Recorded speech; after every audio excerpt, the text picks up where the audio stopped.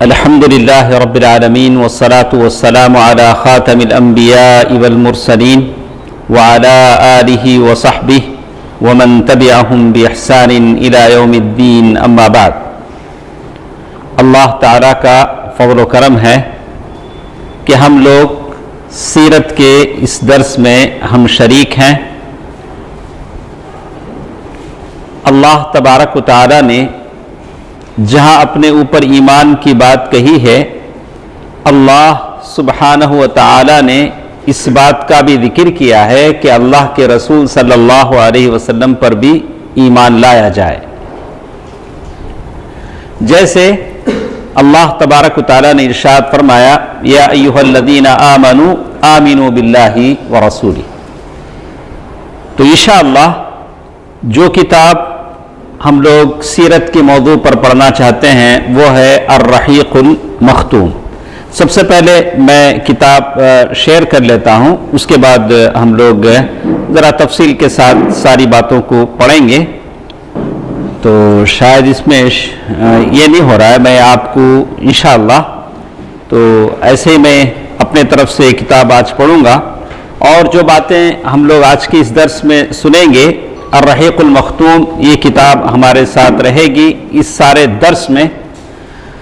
تو اس سلسلے میں جو باتیں ہمارے ساتھ آئیں گی اور یہ کتاب کے تعلق سے آج کی اس درس میں کچھ مختصر سی باتیں ہم سنیں گے کہ کتاب کون سی ہے جو ہم پڑھنے جا رہے ہیں اور اس کتاب میں کیا کیا باتیں ہمارے ساتھ رہیں گی. تو سب سے پہلے میں یہ کہہ دوں کہ سیرت کسے کہتے ہیں. اللہ کوئی کسی بھی زندگی، کسی کی بھی زندگی، آپ کی زندگی ہے یا کسی اور کی زندگی، خاص کر یہ لفظ جیسے آپ کسی کا بایوڈاٹا بناتے ہیں، سیرہ ذاتیہ کہتے ہیں، ایک آدمی کی پرسنل زندگی. اللہ کے نبی صلی اللہ علیہ وسلم کی سیرت کے تعلق سے جب کہا جاتا ہے سیرت مصطفیٰ صلی اللہ علیہ وسلم، اللہ کے نبی صلی اللہ علیہ وسلم کی حیات طیبہ زندگی جو آپ اور ہم پڑھیں گے. سب سے پہلی چیز اللہ کے نبی صلی اللہ علیہ وسلم پر ایمان لانا، اور اللہ کے نبی صلی اللہ علیہ وسلم پر ایمان لانے میں یہ بھی داخل ہے کہ آپ اللہ کے نبی صلی اللہ علیہ وسلم کی سیرت کو پڑھیں، اللہ کے نبی صلی اللہ علیہ وسلم کی زندگی کو پڑھیں، اللہ کے نبی صلی اللہ علیہ وسلم کے تعلق سے جانیں. تو پہلی چیز کیا ضروری ہے ہمارے لیے؟ اللہ کے نبی صلی اللہ علیہ وسلم کی سیرت کو جاننا اور پڑھنا. ایمان اس میں داخل ہے. ایمان کا مطلب یہ ہے کہ اللہ کے نبی صلی اللہ علیہ وسلم کی سیرت کو آپ جانیں اور پڑھیں. دوسری چیز جو ہمارے لیے ضروری ہے، اللہ کے نبی صلی اللہ علیہ وسلم سے محبت. والذین آمنوا اشد حبا للہ. جو لوگ ایمان لاتے ہیں وہ اللہ کے نبی صلی اللہ علیہ وسلم سے بہت زیادہ محبت کرتے ہیں. اللہ کے نبی اللہ تعالیٰ سے محبت ہو، اللہ کے نبی سے محبت اللہ سے آپ کی محبت کی دلیل ہے. اللہ تعالیٰ نے حکم دیا ہے کہ آپ اللہ کے نبی صلی اللہ علیہ وسلم سے محبت کریں. تو اللہ کے نبی صلی اللہ علیہ وسلم سے محبت ہونی چاہیے. اسی محبت کے لیے آپ اور ہم یہاں جمع ہیں، بیٹھے ہیں، اللہ کے نبی صلی اللہ علیہ وسلم کی باتیں سننا چاہتے ہیں. ایک اور چیز کہ اللہ کے نبی صلی اللہ علیہ وسلم کے تعلق سے ہم کیوں سننا چاہتے ہیں. بہت سارے انبیاء کے تعلق سے ہم نے سنا گزشتہ درسوں میں. آدم علیہ السلام، ابراہیم علیہ السلام، کیوں بہت سارے انبیاء کے آپ نے سنا، ہمارے ساتھ درسوں میں تھے. بہت سارے انبیاء کے تعلق سے ہم نے زوم کی کلاسیں لی. تو ہمارے آخری نبی محمد صلی اللہ علیہ وسلم کے تعلق سے بھی ہم کو پڑھنا اور سننا چاہیے. تو اس سلسلے میں ایک بات ہم یہ کہتے ہیں، اللہ تعالیٰ نے کہا لَقَدْ كَانَ لَكُمْ فِي رَسُولِ اللَّهِ أُسْوَةٌ حَسَنَةٌ، سورۃ الاحزاب. اللہ تعالیٰ نے کہا کہ اللہ کے نبی صلی اللہ علیہ وسلم آپ کے لیے بہترین نمونہ ہے. تو آپ کے لیے ضروری ہے کہ اللہ کے نبی صلی اللہ علیہ وسلم کی سیرت کو پڑھیں، اللہ کے نبی صلی اللہ علیہ وسلم کی سیرت کو سنیں. اس لیے کہ اللہ کے نبی صلی اللہ علیہ وسلم ہمارے لیے بہترین نمونہ ہیں. اگر آپ جانیں گے نہیں کہ اللہ کے نبی صلی اللہ علیہ وسلم کیسے رہتے تھے، کیسے سلوک کرتے تھے، اللہ کے نبی صلی اللہ علیہ وسلم کے اخلاق مبارکہ کیسے تھے، آپ گفتگو کیسے کرتے تھے، تو بالکل آپ اللہ کے نبی صلی اللہ علیہ وسلم کو اپنا اسوہ نہیں بنا سکیں گے۔ آپ پڑھیں گے کہ اللہ کے نبی صلی اللہ علیہ وسلم ایک بہترین تاجر تھے، تو آپ اللہ کے نبی صلی اللہ علیہ وسلم کو اسوہ بنائیں گے اپنی تجارت میں۔ آپ پڑھیں گے کہ اللہ کے نبی صلی اللہ علیہ وسلم ایک بہترین اور مثالی باپ تھے، تو آپ ایک بہترین مثالی باپ بنیں گے۔ اور آپ یہ پڑھیں گے کہ اللہ کے نبی صلی اللہ علیہ وسلم اپنے دوستوں کے ساتھ، دشمنوں کے ساتھ، گھر میں اپنی بیوی کے ساتھ، چھوٹے بچوں کے ساتھ کیسا سلوک کرتے تھے، تو ویسے آپ سب کے ساتھ سلوک کریں گے۔ آپ اب جا کر اللہ کے نبی صلی اللہ علیہ وسلم آپ کے لیے اسوہ ہیں، نمونہ ہیں۔ دوستو عزیزو، اسی لیے ہم سیرت بھی پڑھتے ہیں۔ اور ایک چیز اللہ تعالیٰ نے یہ بھی کہا، ایک اور چیز اللہ تعالیٰ نے یہ بھی کہا، النبی اولا بالمؤمنین، النبی اولا بالمؤمنین، اللہ کے نبی صلی اللہ علیہ وسلم سب سے افضل ہیں، اولا ہے۔ تو ہر چیز میں اللہ کے نبی صلی اللہ علیہ وسلم سب سے زیادہ خیر خواہ ہیں، سب سے زیادہ افضل ہیں۔ انا سید ولد آدم ولا فخر۔ تو معلوم یہ ہوا کہ جتنا ہم سیرت کو پڑھیں گے اللہ کے نبی صلی اللہ علیہ وسلم سے اتنا زیادہ محبت کریں گے۔ اللہ کے نبی صلی اللہ علیہ وسلم سے محبت اللہ سے محبت کی دلیل ہے، اس لیے کہ اللہ کے نبی صلی اللہ علیہ وسلم اللہ تعالیٰ کی طرف سے نامزد کیے ہوئے رسول ہیں، آخری رسول ہیں۔ تو ضروری ہے کہ آپ اور ہم سیرت پڑھیں۔ سیرت پڑھنے کے یہ فوائد ہیں۔ انشاءاللہ ہم آپ کو کچھ ضروری باتیں بتائیں گے کہ آج کے اس درس میں کہ کچھ ضروری باتیں ہمارے ساتھ ہیں کہ انشاءاللہ۔ تو کتاب شروع کرنے سے پہلے کچھ مقدمات ہیں جس کا جاننا میرے لیے اور آپ کے لیے ضروری ہے، اور ایک تعلیمی درس ہے، وعد و بیان نہیں ہے کہ میں زور زور سے تقریر کروں آپ سنیں۔ اس میں سوال و جواب بھی ہوتا ہے، آپ سوال و جواب کر سکتے ہیں۔ انشاءاللہ آپ کے سوالات کا جواب بھی ہم اس درس میں دیں گے۔ سب سے پہلی چیز جو مجھے آپ کے سامنے بتانا تھا کہ یہ کتاب جو ہم پڑھنے جا رہے ہیں الرحیق المختوم، اس کتاب کا نام انہوں نے رکھا۔ تو کہتے ہیں کہ وہ زمانہ تھا 1970 میرے خیال سے 76 تقریباً 1976 میں رابطۃ العالم الاسلامی جو مکہ مکرمہ میں ہیں، انہوں نے ایک اعلان کیا تھا کہ سیرت کے ٹاپک پر کوئی بھی اچھی کتاب لکھے گا تو رابطہ مسلم لیگ جسے ہم کہتے ہیں اس کی طرف سے پرائز دیا جائے گا۔ تو دنیا سے 1000 سے زائد مضامین، رسالے، کتابیں لکھی گئیں، اور اس میں اردو، انگریزی، بہت سارے لینگویجز میں بھی تھی۔ تو اس میں سے ایک کتاب تھی جو شیخ صفی الرحمن مبارک پوری رحمہ اللہ، انہوں نے وہ کتاب لکھی جس کو پہلا انعام 50,000 ریال پہلا انعام دیا گیا۔ کس کی طرف سے؟ رابطۃ العالم الاسلامی بمکہ المکرمہ، یعنی 50,000 ریال۔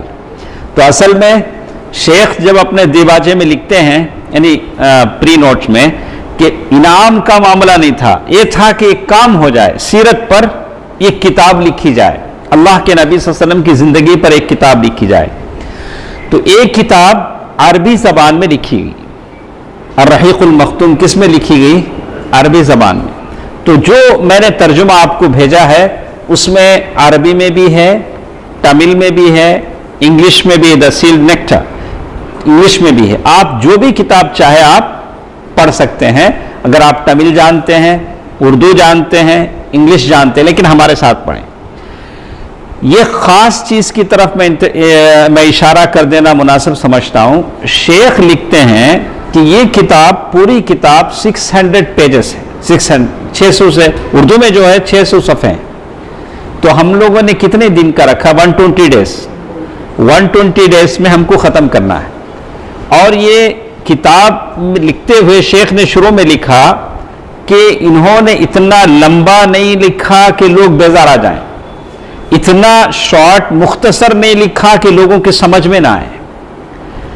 شیخ نے اس کو ایسے کیا کہ ایسے کہ سمندر کو کوزے میں بند کر دیا، اور جہاں اختلافی مسائل آئے، مطلب کوئی ایسا واقعہ آیا جس کے بارے میں لوگوں نے الگ الگ باتیں کہی، تو شیخ نے جو راجح مسئلہ ہے، راجح بات ہے، اسے پیش کر دیا. تو آپ لوگ بھی جو میں کہوں کتاب میں پڑھو، اسے آپ سن کر اپنے دل کو اطمینان کر لیں. آپ بھی اگر ایسے ہی جائیں گے تو ہمارا درس بھی کیا ہو جائے گا؟ لمبا ہو جائے گا. 120 دن میں ہم کیا نہیں کر سکیں گے؟ اس کو ختم نہیں کر سکیں گے. جو راجح بات ہے اس کو شیخ نے پیش کیا، اسی بات کو ہم آپ کے سامنے پیش کریں گے. تو یہ کتاب ہے الرحیق المختوم، جو شیخ نے لکھا ہے، شیخ صفی الرحمن مبارک پوری رحمہ اللہ. جب یہ کتاب وہ لکھ رہے تھے تو جامعہ سلفیہ بنارس کے استاد تھے، جامعہ سلفیہ بنارس کے استاد تھے. کتاب لکھنے سے پہلے نہ تو انہوں نے مکہ دیکھا نہ مدینہ دیکھا. سمجھ سکتے ہیں، ایک آدمی پہلے دیکھ کر آتا ہے، لیکن کتاب آپ پڑھیں گے تو ایسا لگے گا کہ جیسے صاحب کتاب نے خود جا کے دیکھا ہو، ساری چیزوں کا مشاہدہ کیا. اللہ تعالیٰ نے وہ چیز ان کے اندر دی تھی. کب وہ مکہ مدینہ گئے، کتاب لکھنے کے بعد جب پرائز کا اعلان ہوا، تو جب پرائز انعام لینے کے لیے جب گئے تو اللہ تعالیٰ نے ان کو عمرے کی سعادت نصیب فرمائی. اس کے بعد ایک زمانہ ایسا آیا کہ شیخ ماشاءاللہ مدینے میں رہے، شیخ کے ساتھ ہم لوگ مدینے میں رہے، جگہ جگہ دعوتی شیخ کے ساتھ ہم جاتے رہے. تو اس طرح سے اس کتاب سے مجھے ایک خاص والہانہ شغف ہے، محبت ہے. تو میں بھی چاہتا ہوں کہ آپ بھی اس کتاب سے محبت رکھیں، اور یہ بک جب تک ختم نہ ہو جاتی آپ یہاں سے کیا ہو، آپ بھی یہاں سے کیا نہ ہو، جدا نہ ہو. ایک کتاب کو پڑھنے کا ہم نے عزم کیا ہے تو باہمت مرد وہ ہوتے ہیں جو شوق اور جذبے کے ساتھ جب کام شروع کرتے ہیں تو کام ختم بھی کرتے ہیں. اللہ تعالیٰ سے توفیق طلب کریں.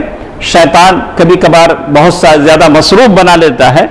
ہم اتنے یہ بھی نہیں ہیں کہ میرے نبی صلی اللہ علیہ وسلم کی سیرت کو جاننے کے لیے ہمارے پاس وقت نہ ہو. اللہ تعالیٰ آپ کے وقت میں برکت دے. آپ ہمارے ساتھ چلیں. اللہ تعالیٰ جو کچھ ہم پڑھتے ہیں اللہ تعالیٰ اس کو ہمارے لیے ایسا نفع بخش علم بنائے. تو یہ چند باتیں ہمارے ساتھ رہیں گی.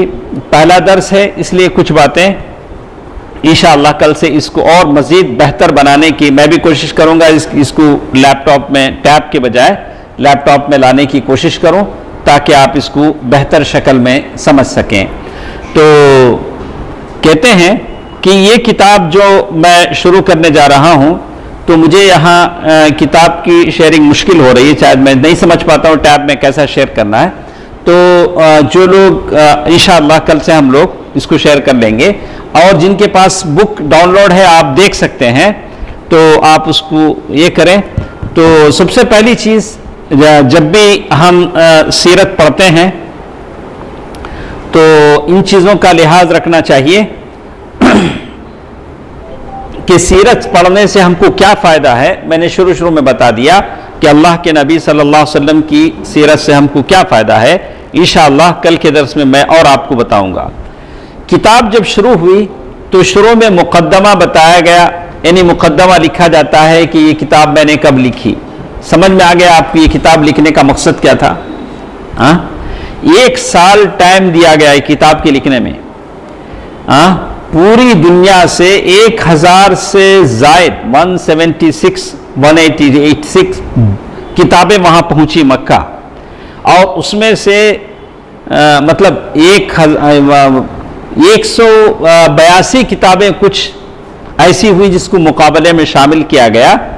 تو اس میں سے شیخ کی پہلی کتاب تھی جو پہلا انعام اس کو حاصل ہوا، اور ایک دوسرا انعام شاید انگلش کی بک کو ملا، وہ بھی ہندوستان ہی کے تھے. تو یہ کتاب عربی سے اردو میں ترجمہ ہوئی اور یہ ترجمہ ہمارے ساتھ ہے. اور کتاب انشاءاللہ آج جو باتیں ہم پڑھیں گے، یہ درس ہمارے ساتھ 7:33 مطلب 8 بجے تک ہمارا درس ہوتا ہے. 7:15 سے 8 o'clock تک, 8 بجے تک ہمارا درس ہوتا ہے. تو آج کی اس دن میں ہمارے پاس آدھا گھنٹہ باقی ہے, تو اس آدھے گھنٹے کے درس میں ہم پڑھیں گے. سب سے پہلے شیخ نے جو شروع کیا اردو کتاب میں پیج نمبر 33. تو کیسے کریں گے بھائی, کیا عربی سے پڑھا جائے یا اردو سے پڑھا جائے یا انگلش سے پڑھا جائے؟ اچھا, تو آپ جیسے آپ کا من آتا ہے ایسے دیکھ لیں. میں صرف اردو میں جو ٹائٹل ہے میں بول دیتا ہوں, آپ اس کو انگلش میں تلاش کر لیں. آپ کے پاس ہے, ڈاؤن لوڈ ہے بک. تو جو لوگ ہمارے ساتھ بیٹھے ہیں سب سے کہوں گا کہ گروپ میں شامل کر کے ساروں کو آپ, میں نے سارے کتابیں میں گروپ میں بھیجا ہے. سب سے پہلی چیز جو آج کے اس درس میں ہم پڑھیں گے, عرب. عرب کسے کہتے ہیں؟ عرب کا مطلب کیا ہے؟ ہم لوگ سنتے ہیں یہ عربی ہے, ہاں عرب والے ہیں, عرب ایک جگہ کا نام ہے. تو شیخ نے وہاں سے شروع کیا کہ عرب کسے کہتے ہیں. محل وقوع اور قومیں. عرب کہاں پڑتا ہے, عرب کی سرزمین کہاں پڑتی ہے, یہ کہاں ہے, اور وہاں کیا کیا ٹرائب, کیا کیا قومیں بستی ہیں. یعنی ہماری مجبوری یہ ہے کہ ہم لوگ نہ دوستوں کے بارے میں جانتے ہیں نہ دشمنوں کے بارے میں جانتے ہیں. روزانہ ہم پڑھتے ہیں غیر المغضوب علیہم ولا الضالین. اس کی تفسیر میں جب جاتے ہیں المغضوب علیہم کون ہے, ولا الضالین کون ہے. معلوم ہے یہود و نصارہ ہیں اور سمجھتے ہیں کہ ہمارے دشمن ہیں. لیکن آپ کیا جانتے ہیں کہ یہودی کس کتاب کی تلاوت کرتے ہیں؟ ہم کو معلوم ہے. آپ لوگوں میں سے کس کو معلوم ہے؟ رفیق بھائی, رفیق ایک, مطلب میرے سامنے جتنے بیٹھے ہیں اس میں گنے چنے 2-3 کو معلوم ہوگا. ہمارے ادریس بھائی ہیں, رفیق بھائی ہیں. یہودی کس کتاب کی تلاوت کرتے ہیں, ان کے کیا کیا عقائد ہیں, ان کی عبادتیں کیسی ہیں, جانکاری ہونی چاہیے, معلومات ہونی چاہیے. اور نصارہ کی ان کے پاس کتنے اناجیل ہیں, ان کی کیا عقائد ہیں, کیا کیا, یہ ساری باتیں. نہ دشمنوں کی خبر ہے نہ دوستوں کی خبر ہے. اللہ کے نبی صلی اللہ علیہ وسلم سے ہم اتنی محبت کرتے ہیں, تو اللہ کے نبی صلی اللہ علیہ وسلم کہاں پیدا ہوئے, عرب کہاں ہیں, وہاں کتنی قومیں بستی تھی, یہ ساری باتیں ہم کو معلوم ہونا چاہیے. اسی بات کا ذکر انہوں نے کیا. عرب قومیں, وہ قومیں کتنی ہیں؟ عرب مستعربہ, عرب کی قوموں کی یہ بتایا انہوں نے, اس کی لسٹ کی. اور اس کے بعد وہاں کیا حکومتیں اور سرداریاں اس زمانے میں چلتی تھی, کس کس کی حکومت چلتی تھی, یہ قومیں کس کس کی حکومت میں رہتے تھے. تو معلوم ہے کہ عرب, یمن بھی وہاں ہے ایک ملک, آپ یمن جانتے ہیں. یمن میں بھی بادشاہت تھی. ہیرا وہ ایک بادشاہت تھی. شام ایک بڑا سا ملک تھا, آج کا شام نہیں ہے, وہ زمانے کا سیریا بہت بڑے علاقے کو گھیرا ہوا تھا. وہاں کون سی حکومتیں تھیں اس کا ذکر کیا. حجاز جو آج مکہ, مدینہ, ریاض, جو بڑے بڑے سٹیز ہیں وہ حجاز کہلاتے تھے. وہاں کیا, یا آس پاس کی جو ممالک ہیں وہاں کون سی حکومتی تھی. اور اس کے بعد وہاں کی سیاسی حالت کیا تھی. سیاسی حالت مطلب رفیق بھائی پولیٹیکل حالت کیا تھی, وہاں کون سی حکومتیں بستی تھی. اور اسی طرح ایک تو تھا جغرافیہ وہاں کا, وہاں کون سے قومیں تھیں, کیا تھیں, وہ ساری چیزیں. اور ایک چیز انہوں نے بیان کیا کہ وہاں اس زمانے میں کیا کیا دین اور مذہب چلتے تھے. آج آپ کو ہندوستان کے بارے میں پوچھیں تو آپ بول سکتے ہیں یا بہت سارے دین ہیں, بدھ مت ہے, جین مت ہے, اسلام ہے, اور بہت سارے دین ہیں, الگ الگ دین جو بھی ہیں آپ بتا سکتے ہیں. اور اسی طرح اس زمانے میں دین ابراہیمی بھی تھا, دین ابراہیم علیہ السلام کا دین تھا, لیکن اس میں بہت ساری بدعتیں آ گئی تھی. بہت ساری بدعتیں اس دین میں آ گئی تھی. ان بدعتوں کا بھی ذکر کیا گیا, کیسی کیسی بدعتیں اس میں آ گئی تھی. اور پھر اس کتاب میں بتایا گیا کہ وہاں دینی حالت کیا تھی. تو جیسے بتایا گیا کہ دینی حالت کیا تھی, تو اس سلسلے میں وہ کہتے ہیں اس کے بعد اس کتاب میں اور باتیں بتلائی گئی ہیں. جاہلی معاشرے کی چند جھلکیاں، اس وقت کا جو جاہلی معاشرہ تھا اس کی، وہ جاہلیت میں لوگ کیا کیا کرتے تھے؟ ایک بات بولیں، جاہلیت میں لوگ کیا کیا کرتے تھے؟ بشیر بھائی، جاہلیت میں لوگ کیا کیا کرتے تھے؟ ماشاءاللہ، وہی چاہ رہا تھا۔ یہ تو ہم لوگ سنتے ہیں کہ یہ بچی جیسے ہی پیدا ہوتی، بچیوں کو کیا کرتے تھے؟ زندہ دفن کر دیتے تھے۔ اور اردو میں ہمارے ساتھ پیج نمبر ہے 5۔ ہاں، تو اس میں بتایا گیا کہ جاہلی معاشرے کی، مطلب چھوٹی سی بات پر کئی مہینے جنگیں ہوتی تھی، لوگ جنگیں کرتے تھے، یہ جاہلی، اس کو شیخ نے بیان کیا۔ تو یہاں دیکھیے زوم میں بھی ماشاءاللہ یہ فہرست تھی، انشاءاللہ اسی باتوں کو ہم کیا کریں گے، پڑھیں گے۔ تو اس کے بعد بک میں لے جائیے، یہ ہمارے ساتھ بک کے آغاز میں انشاءاللہ ہم شروع کریں گے۔ یہ کہ شروع ہوتی ہے 34، پیج نمبر 34۔ سب سے پہلی چیز، عرب کی زمین، اس کا محل وقوع اور قومیں۔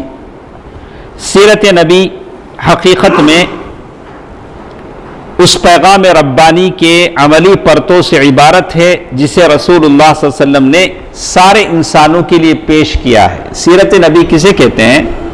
اللہ کے نبی صلی اللہ علیہ وسلم نے جو زندگی آپ کے لیے پیش کی ہے، اللہ کے نبی صلی اللہ علیہ وسلم کی عبادتیں، آپ کا رہن سہن اور آپ کا اخلاق، ساری چیزوں کو ملا کر کیا کہتے ہیں؟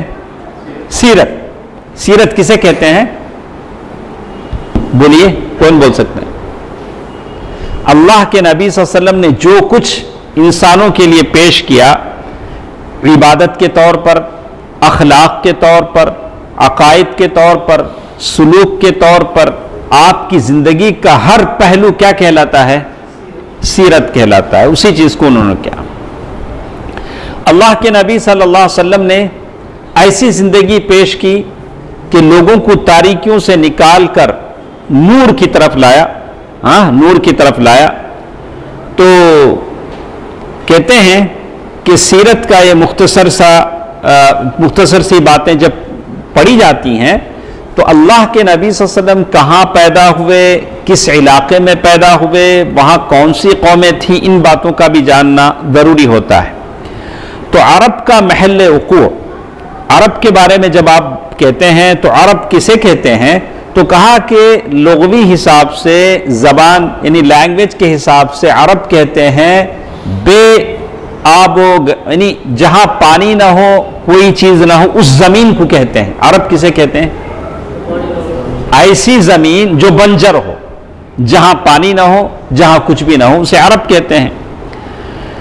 تو عرب کے اس کے بعد یہ زمین، وہ تو یہ تھا، تو یہ زمین کہاں ہے؟ تو انہوں نے کہا کہ مشرق میں خلیج عرب اور جنوبی عراق کا بہت بڑا حصہ ہے، جنوب میں بحر عرب ہے جو در حقیقت بحر ہند کا پھیلاؤ ہے۔ یہ ساری باتیں ہم کو معلوم ہیں، آپ بھی پڑھے ہیں، ہم تیزی کے ساتھ گزرتے ہیں۔ تو یہ ساری باتیں شیخ نے عرب کے بارے میں کہا ہے کہ عرب کسے کہتے ہیں، کہاں یہ چیز واقع ہے۔ تو آگے شیخ لکھتے ہیں اس کے بعد والے صفحے پر، عرب قومیں۔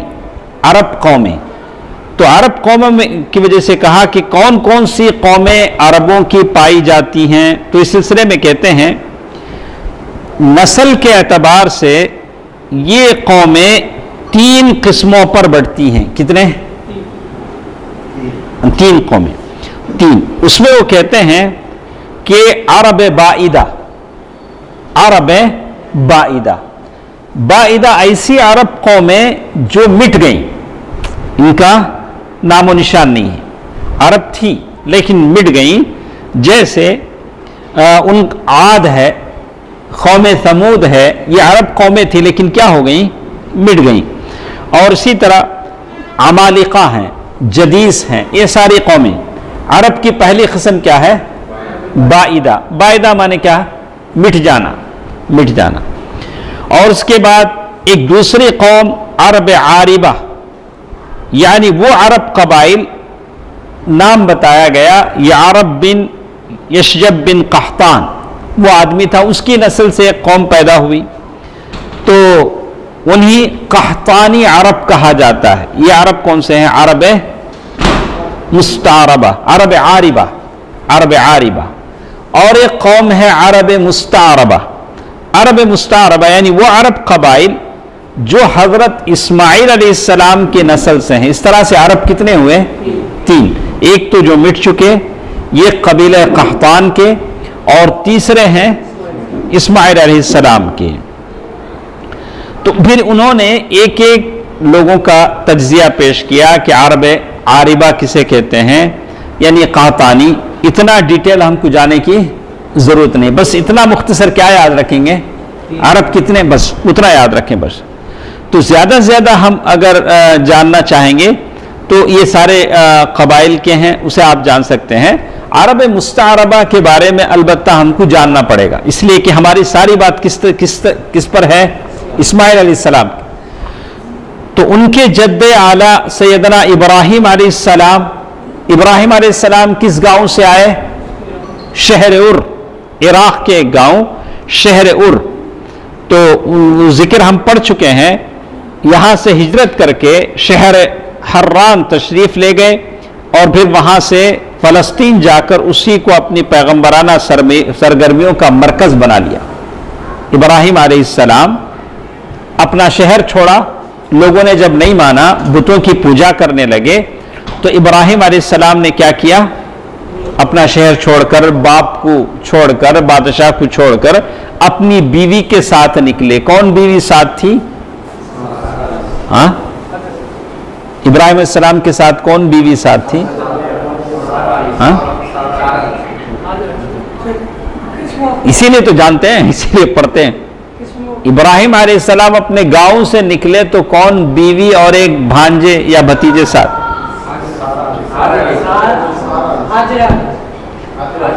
ہاں ہاں، اب انصر بھائی کیا نام؟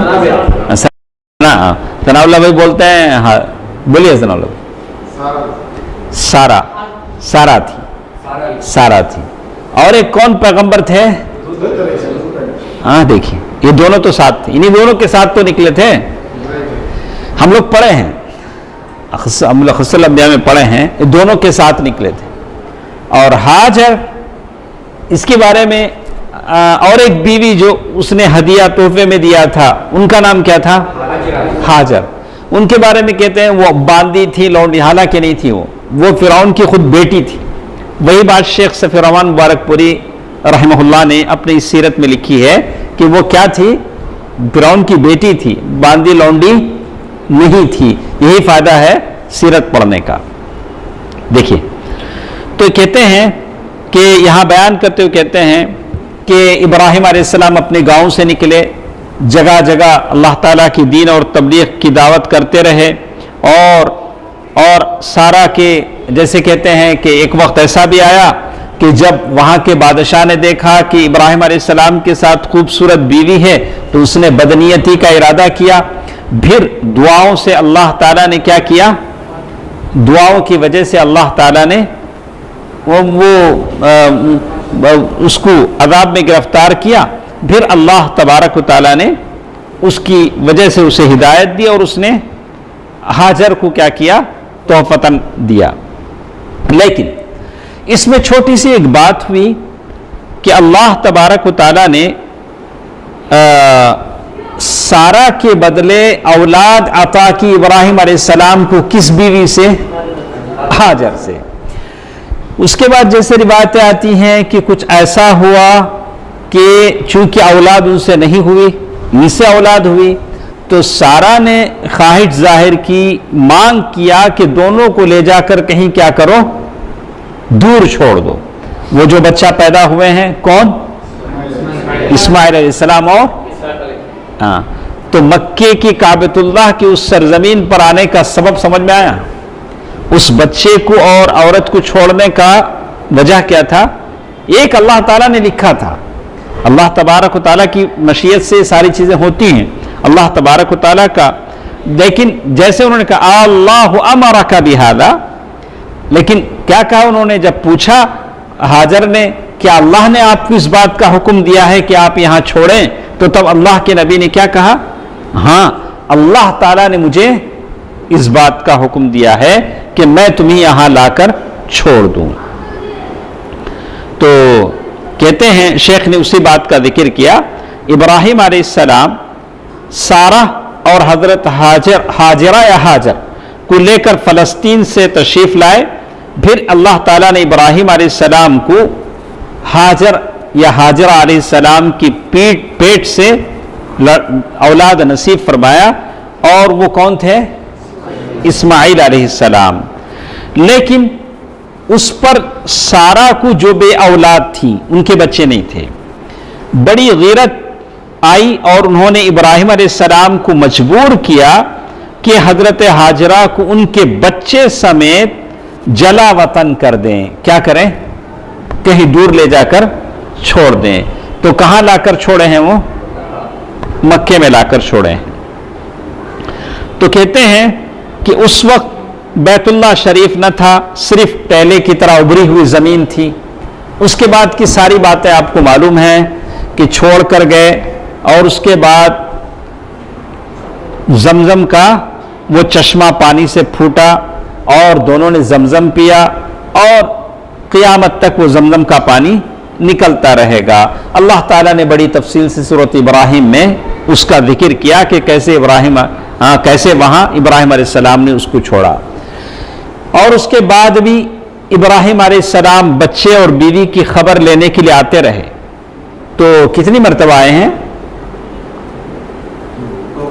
2 مرتبہ آئے. تو حدیث میں ملتا ہے، صحیح حدیث بخاری کی حدیث ہے. تو 1 مرتبہ آئے تو کہا کہ اپنے شوہر سے کہو کہ چوکھٹ بدل دے. تو بیوی ناشکری کرتی تھی، تو کہا کہ مطلب یہ تھا کہ اب بیوی کو طلاق دے دو. اس کے بعد اللہ تعالیٰ کے حکم سے باپ اور بیٹے نے کعبۃ اللہ کی تعمیر کی، کعبۃ اللہ کو بنایا. اللہ تعالیٰ نے جب حکم دیا کہ وَأَذِّن فِي النَّاسِ بِالْحَجِّ أَتُوكَ رِجَالًا وَعَلَىٰ كُلِّ ضَامِرٍ يَأْتِينَ مِنْ كُلِّ فَجٍّ عَمِيقٍ، کعبۃ اللہ کی تعمیر کی. اور تعمیر کرتے کرتے اللہ تعالیٰ سے دعا کریں، یا اللہ ہم یہ تیرا گھر بنا رہے ہیں، یا اللہ اس کو تو قبول فرما. گھر کس کے حکم سے بنا رہے ہیں؟ اللہ کے حکم سے. اور پھر ڈر ہے کہ اللہ قبول نہ کرے. اللہ نے حکم دیا کہ بناؤ، اور پھر اللہ ہی سے دعا کر رہے ہیں کہ یا اللہ اس گھر کے بنانے کو کیا کر؟ قبول فرما. تو پھر اللہ تعالیٰ نے ایک جیسے حج کا ایک اصول اللہ تعالیٰ نے بنا دیا، کہا کہ یہ شاعر ہیں، جیسے ہر قوم کے اس کے شاعر ہوتے ہیں، اور کعبۃ اللہ کا حج ہوتا ہے. تو وہ جو قبیلہ تھا جس میں اسماعیل علیہ السلام کی شادی ہوئی تھی، قبیلہ جرہم تھا. کون سا قبیلہ تھا؟ قبیلہ جرہم. تو اس قبیلے میں اسماعیل علیہ السلام تھے، اور کئی سال تک وہ قبیلہ کعبۃ اللہ کی ساری ذمہ داری کیا کرتا تھا؟ سنبھالتا تھا. وہی قبیلہ ساری ذمہ داری سنبھالتا تھا، اسی قبیلے کی نگہداشت سے سارے کام ہوتے تھے. تو یہاں ہمارے ساتھ کچھ باتیں اور بھی ہیں، انشاءاللہ ہم یہاں پڑھتے ہیں. تو یہاں دیکھیے صفحہ نمبر 39، میرے اردو کتاب میں صفحہ نمبر 39 میرے پاس ہے. تو کہتے ہیں کہ اسماعیل علیہ السلام کے جوان ہونے سے پہلے کم از کم ایک بار حضرت ابراہیم علیہ السلام نے مکے کا سفر ضرور کیا تھا. لیکن مکہ آئے تھے، اور اسی بیچ بچپن میں تو جوان ہونے سے پہلے وہ واقعہ پیش آیا جس کا اللہ تعالیٰ نے بیٹے کو ذبح کرنے کا حکم دیا. یہ واقعہ بھی بڑی تفصیل سے ہمارے پاس موجود ہے. تو کہتے ہیں اسماعیل علیہ السلام کی شادی کہاں ہوئی تھی؟ کس قبیلے میں ہوئی تھی؟ قبیلہ کون سے قبیلے میں؟ جرہم. کون سے قبیلے میں؟ عربی یہ ہیں، آپ اس کو ایک مرتبہ یاد کر لیں، کوئی بات نہیں ہے انشاءاللہ. تو کہتے ہیں یہاں سارے انہوں نے قبائل کا ذکر کیا، کون کون سی قبیلے وہاں آباد تھی. اس کے بعد ہم لوگ چلتے ہیں عرب حکومتیں اور سرداریاں. عرب کے اطراف کون سی حکومتیں تھیں. کسی بھی چیز کے تعلق سے آپ جاننا چاہیں گے تو عرب کے تعلق سے جب جانیں گے تو وہاں کون سی حکومتیں تھیں. تو اس سلسلے میں کہتے ہیں کہ سب سے پہلی بات جنہوں نے کہا کہ یمن کی بادشاہی، چونکہ عرب مطلب یمن آس پاس کی ساری زمینیں ہیں، کہا کہ یمن کی بادشاہی. تو یہاں بہت ساری قوموں کا ذکر کیا کہ عرب عاربہ میں سے جو قدیم ترین یمانی قوم معلوم ہو سکی وہ قوم سبا ہے. قوم سبا کا ذکر قرآن میں ہے نہیں. قوم سبا کا ذکر کس کے ذکر میں آتی ہے؟ وہ بات ہم لوگ سیرہ میں پڑھے ہیں. ملکہ سبا کی جو رانی تھی، کس نے ان کو بلایا تھا؟ کئی باتیں اس میں ہیں. سلیمان علیہ السلام کا جب واقعہ ہم پڑھتے ہیں تو وہ ہدہد جو خبر لے کر آیا تھا، انی وجدتها وقومها یسجدون للشمس، میں نے دیکھا ہے کہ وہ عورت اور اس کی قوم سورج کو سجدہ کرتے ہیں. تو اس نے آ کر خبر دی. سلیمان علیہ السلام نے اس کی طرف کیا لکھا؟ ایک خط لکھا. اس نے اپنے سارے وزراء سے مشورہ کیا کہ یہ خط میرے پاس آیا ہے. اس میں بسم اللہ الرحمن الرحیم لکھا ہوا تھا. بعد میں وہ خود آئیں پھر سلیمان علیہ السلام سے ملاقات کیا. اس کے آنے سے پہلے سلیمان علیہ السلام نے اس کا تخت منگوا لیا، اور تخت بڑی تیزی کے ساتھ، کسی نے کہا کہ آپ کے پلک جھپکتے ہی ہم تخت لا لیں گے. بعد میں وہ تخت بڑی تیزی کے ساتھ لا دیا گیا، اور وہ تخت میں انہوں نے کچھ رد و بدل کیا. کہا کہ اہٰذا عرشک، قالت کأنہ ہو، کہ تیرا عرش ہے، تیرا یہ ہے، ویسے ہی لگتا ہے. تو یہ بتانا چاہتے تھے اللہ تعالیٰ کی قدرت کتنی ہے، توحید کیا چیز ہے، وہ اس عورت کو وہ کیا کرنا چاہتے تھے؟ بتانا چاہتے تھے. تو تو اس میں قوم سبا کا ذکر آتا ہے. یمن کا جب ذکر کیا جاتا ہے تو قوم سبا کا ذکر ضرور آتا ہے. اسی کا شیخ نے یہاں ذکر کیا ہے. اس دور میں شاہان سبا کا لقب مکرب سبا تھا. یعنی سبا جیسے ہر زمانے میں الگ الگ جگہ کے بادشاہوں کے الگ الگ نام ہوتے تھے. فرعون کے جو بادشاہ ہوتے تھے، مصر کے جو بادشاہ ہوتے تھے، ان کا نام فرعون ہوتا تھا. سبا کی قوم کے جو بادشاہ ہوتے تھے ان کا لقب مکرب سبا، یعنی سبا وہاں کا جو بادشاہ ہوتا تھا. ان کا پائے تخت کون سا تھا اس کا ذکر انہوں نے کیا. تو ایک بات ہمارے سمجھ میں آئی کہ اس زمانے میں یمن کی بادشاہت تھی. اللہ کے نبی صلی اللہ علیہ وسلم کے زمانے سے پہلے یہ بادشاہت تھی. اس کے بعد ایک اور بادشاہت کا یہاں ذکر کیا گیا، ہیرا. عراق کے آس پاس کے علاقوں میں اور ایک بادشاہت تھی جس کو کہتے ہیں ہیرا. اس علاقے کا نام، پورا علاقہ، وہاں الگ بادشاہت تھی. جیسے آپ انڈیا کی تاریخ پڑھیں گے تو کتنی بادشاہتیں یہاں تھیں. ہر جگہ کا ایک الگ الگ بادشاہ تھا، راجا، مہاراجے. اور اس کے بعد نوابوں کا زمانہ آیا تو الگ الگ نواب تھے. نواب دکن تھا، نواب بھوپال تھے، نواب رانی پیٹ، یہاں کون سا آرکاٹ کے نواب تھے. الگ الگ نواب تھے. تو ویسے اس زمانے میں بھی الگ الگ بادشاہ تھے. تو اسی کا ذکر شیخ نے کیا، بڑی لمبی بحث کی. اس کے بعد شام کی بادشاہی کا ذکر کیا، سیریا. تو سیریا جب کہا جاتا ہے تو آج کے زمانے کا شام نہیں ہے. پہلے زمانے میں جب سیریا کہا جاتا تو بیت المقدس بھی اس میں کیا تھا، یعنی فلسطین، وہ ساری زمین، ساری چیزیں شام کہلاتی تھی. حجاز تو مکے میں آبادی کا، حجاز کا مطلب مکے کا جتنا علاقہ تھا، آس پاس کے جو بھی علاقے تھے وہ حجاز کہلاتے تھے. تو اس کا ذکر بھی انہوں نے یہاں کیا. اور اس کے بعد تو معلوم یہ ہوتا ہے کہ اس زمانے میں بھی حج ہوتا تھا. کب؟ اللہ کے نبی صلی اللہ علیہ وسلم کے زمانے سے بھی پہلے حج ہوتا تھا. اور حج کے ذمہ داری الگ الگ لوگوں کی تھی. حاجیوں کو پانی پلانے کی ذمہ داری الگ، اور حاجیوں کو کھانا کھلانے کی ذمہ داری الگ. الگ الگ لوگ سارے کام کرتے تھے. اسی کا ذکر شیخ نے یہاں ذکر کیا ہے. اس میں سب سے بڑی چیز جو آپ کو جاننی ہے، جو اللہ کے نبی صلی اللہ علیہ وسلم کے نسل میں جو ملتے ہیں، قصی، ان کا نام کیا ہے؟ قصی. تو کہتے ہیں تو ان کے پاس کیا کیا چیزیں تھیں، کیا کیا چیز وہ کرتے تھے. ایک چیز انہوں نے بنایا دار الندوہ. قصی کے زمانے میں کعبۃ اللہ کے آس پاس میں بنایا دار الندوہ. دار الندوہ سمجھنے کے لیے آپ کہیں کمیونٹی ہال. کیا بنایا اس زمانے میں؟ آج ہم لوگ کمیونٹی ہال دیکھتے ہیں. یہ کب بنایا گیا؟ وہ زمانے میں، تاکہ غریب بچوں کی شادیاں کیا ہوں، غریب بچوں کی شادیاں ہوں، اس کے لیے، یا کوئی بھی شادی کا معاملہ ہوتا تو وہاں دار الندوہ میں بنایا جاتا. اس کے بعد جب بھی جنگ ہوتی تو جنگ کا جھنڈا بھی قصی کے ہاتھوں سے باندھا جاتا. ایک بات بھی. اور اس کے بعد خانہ کعبہ کی متولیت ہے، یعنی وہاں کی دیکھ بھال ہے، خانہ کعبہ کا پردہ ہے، یہ ساری چیزیں اس کی بھی ذمہ داری ہوتی. اور حاجیوں کو پانی پلانے کی ذمہ داری بھی قصی، وہ لوگ سارے کام کرتے تھے. اور رفادہ، حاجیوں کی میزبانی، کھانا کھلانا، یہ بھی ان کے سے ہوتا تھا. تو یہ سارے کام تھے جو قصی اپنے طرف سے کرتے تھے. اللہ کے نبی صلی اللہ علیہ وسلم کا جب آپ نسب نامہ پڑھیں گے تو ان کا نام بھی اس میں آتا ہے.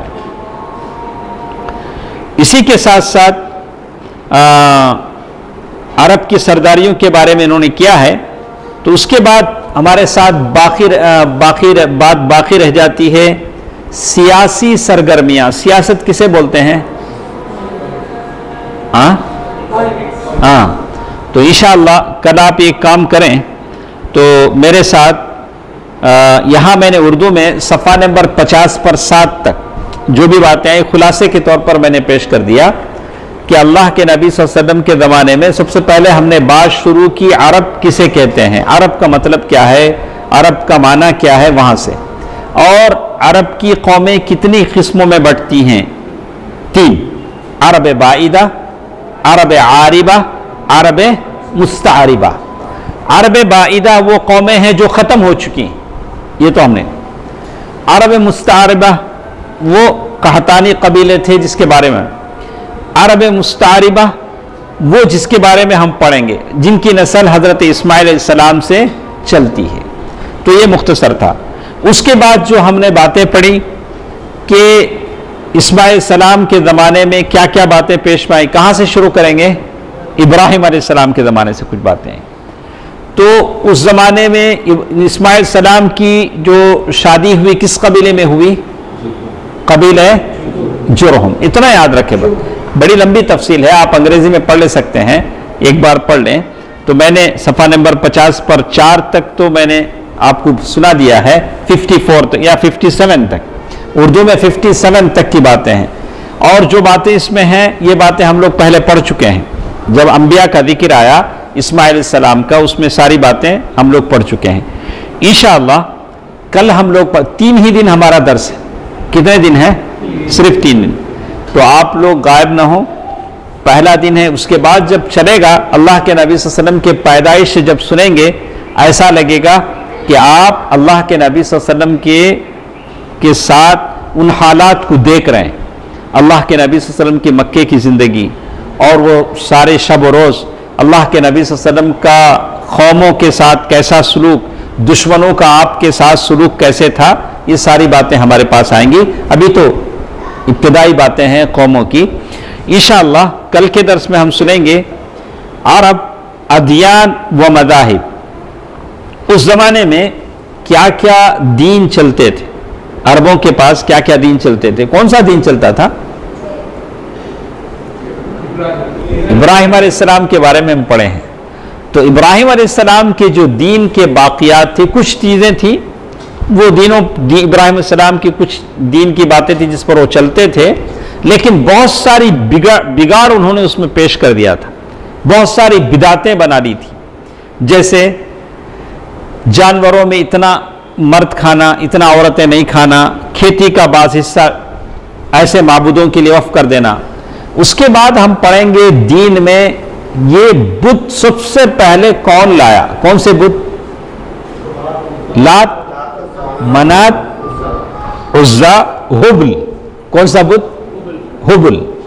یہ بت کیسے مکے پہنچے، ہاں مکہ لانے والا کون تھا، کہاں سے لایا، اس کو کیا خواب دکھا، یہ ساری باتیں دین کے معاملے میں، یہ ساری چیزیں اللہ کے نبی صلی اللہ علیہ وسلم سے پہلے بطور دین ان لوگوں میں رائج تھی۔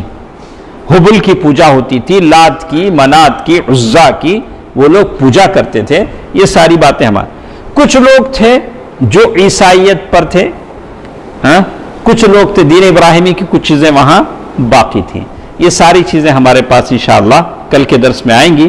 تو میں جتنے ہمارے ساتھ ہیں سب سے کہوں گا کہ آپ یہاں سے نوٹ کر لیں، انشاءاللہ کل کے درس میں ہمارے ساتھ اردو کی کتاب پیج نمبر 58 سے ہم پڑھیں گے کہ عرب میں کیا کیا دین تھے، کیا کیا مذاہب اس زمانے میں مانے جاتے تھے۔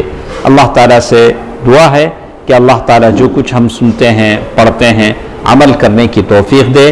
اللہ تعالیٰ ہمیں اس بات کی توفیق دے کہ بڑے صبر کے ساتھ ہم یہ کتاب پوری طرح سے ختم کر سکیں۔ تو میں اسی پر بس کرتے ہوئے آپ تمام سے گزارش کروں گا کہ اپنے دوست احباب کو بھی اطلاع دیں کہ احسن طریقے سے ہم لوگ اچھی بات لوگوں کے سامنے پیش کر سکیں، اللہ تعالیٰ کے پاس اس کا اجر پا سکیں۔ سبحانک اللہم ربنا و بحمدک، اشہد ان لا الہ الا انت استغفرک و اتوب الیک۔ والسلام علیکم ورحمۃ اللہ وبرکاتہ۔